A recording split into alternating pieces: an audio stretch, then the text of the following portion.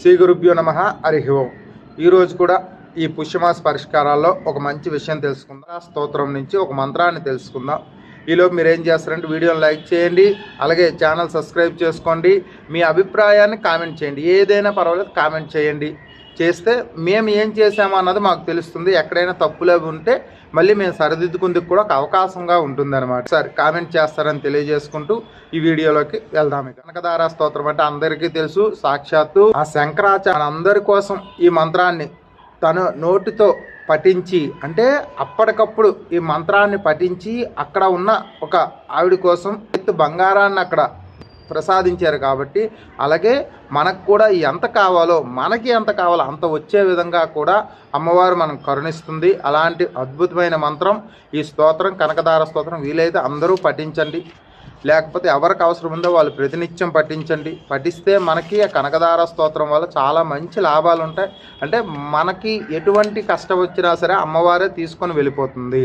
ఆ లక్ష్మీదేవి సాక్షాత్తు మనల్ని ముందుకు తీసుకొని వెళ్తుంది అనమాట, కష్టాల నుంచి దాటిస్తుంది. ఒకసారి ఆ మంత్రం చదువుదాం, చూసే చదవండి, స్క్రీన్ మీద ఉంటుంది.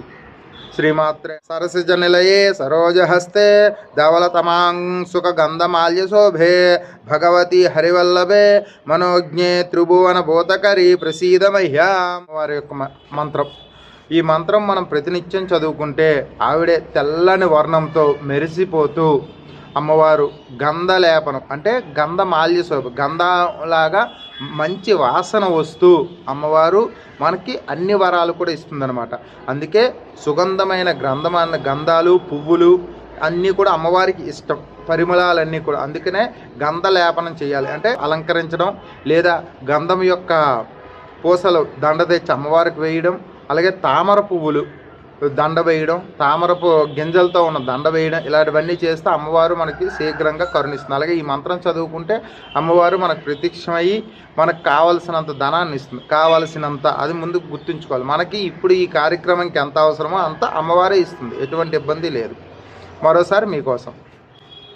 సరసిజ నిలయే సరోజహస్తే ధవలతమాంగ్ సుఖ గంధమాల్య శోభే భగవతి హరివల్లభే మనోజ్ఞే త్రిభువన భూతకరి ప్రసీద మహ్యాం.